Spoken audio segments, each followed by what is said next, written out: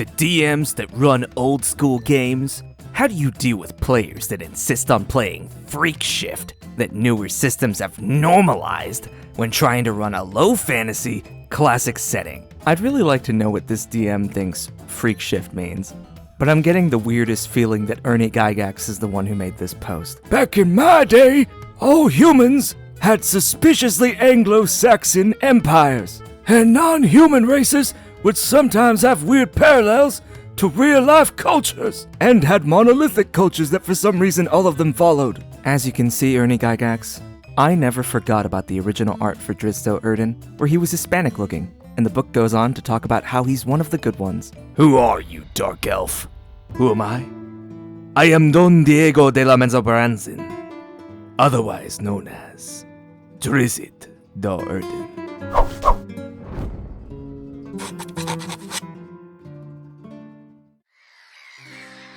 My name is Jacob Crowe, and welcome to the Crow's Perch. Today we are going to be going through an RPG horror story, where a player gaslights his entire party.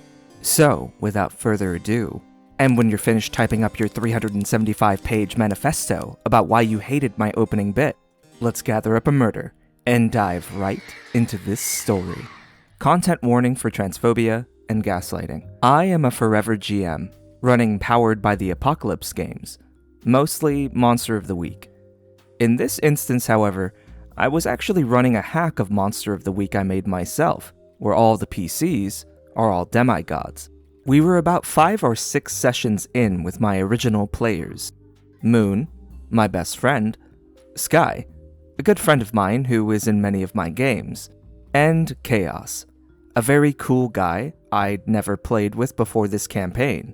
When we decided we might want a 4th player, I put up an ad on a server we're all in, and Shadow sends me a message. Now, I was already on edge here, because I've had bad experiences with Shadow in another game, but I believe in giving people the benefit of the doubt. Plus, the other game had been a play-by-post, which is rough. So I went over the game rules with her, and she made a character. Awesome. Immediately upon starting, there were difficulties. Her character was absolutely the "I'm better than the rest of these PCs" type, refusing to join in on team activities, actively abandoning her teammates when her help was needed, and even reacting positively when her poor roll caused another PC to take damage, gleefully exclaiming, "There's no consequences." She also refused to ever heal anyone, despite being one of the better healers. She also reacted poorly towards NPCs, this being a demigod game where they are actively serving the gods. They have had a lot of interaction with them. The other players recognized what was written in the rulebook: gods are more powerful than you, and you better have a damn good plan if you want to defeat them. Shadow was hostile to nearly every god she met, except her character's mother, who she called Mommy, and practically broke down sobbing around whenever they had to talk. And also Thanatos, who she had a huge Hades game-based crush on, despite being a lesbian, both in character and out of character. She threw herself at him at every opportunity, and called him Thaddy. I mean, he's nice and all, but he's got nothing on wine boyfriend Dionysus. Every man NPC, Shadow suggested executing him, or at the very least, using him as bait. Women got off slightly easier, with Shadow demanding to know if they were hot. Yikes. If they were, she would immediately start flirting. A gambit that at one point included the phrase, "Mommy issues are hot." If the women were not hot, or worse, if they turned down her flirting, execute them. Same as the men. Shadow also liked to tell jokes. Most of these jokes were just straight up insults to the other players, or characters, or threats to murder, or screw over her party members. She also at one point started flirting with Sky's character. Sky was confused, and asked, "Wait, isn't your character a lesbian?" Shadow agreed, and said that Sky's character must be a girl, because she was attracted to him. It should be noted at this point that every player in this game, Shadow included, is trans. At least 2 of the characters, Skies included, are also trans. We pointed out that it was super rude to say someone was wrong about their own gender just because you were attracted to them.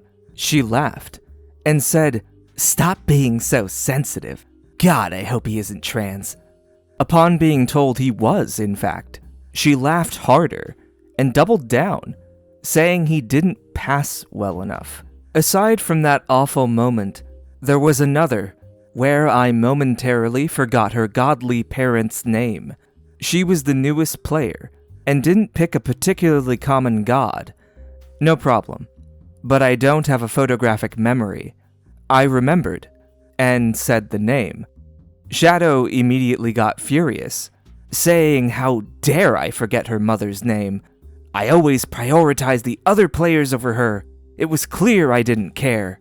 Mortified, I checked her character sheet. I had the name right.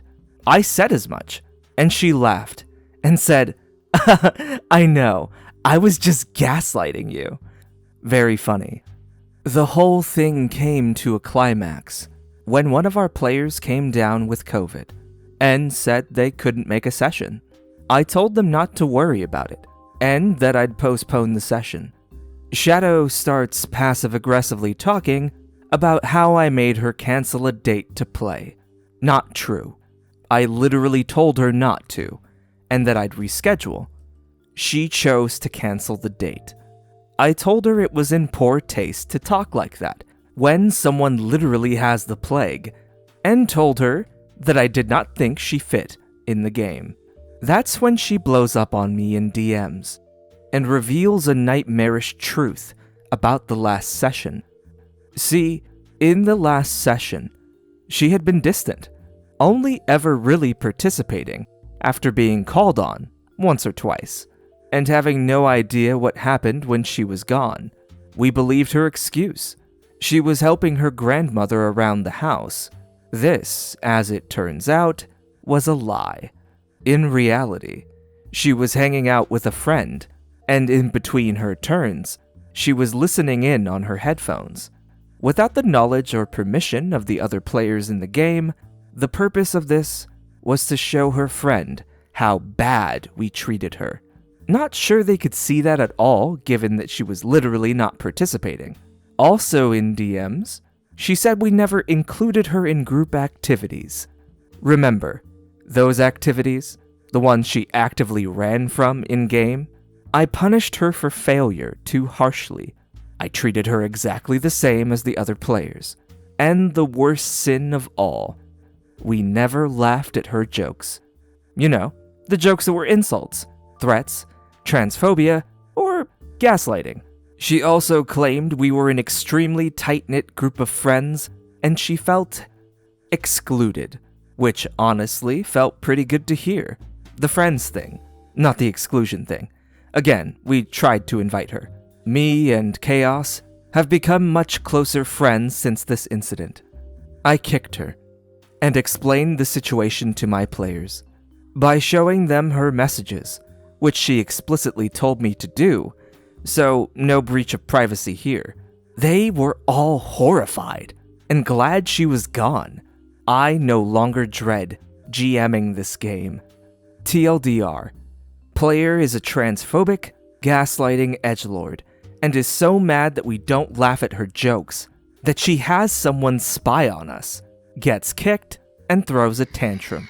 This player was just absolutely horrible. The constant gaslighting, the transphobia, even though she is also trans. I'm surprised they didn't kick her sooner, but I'm glad they did. And instead of dividing them, this player may have accidentally made this group more connected, more tight with each other.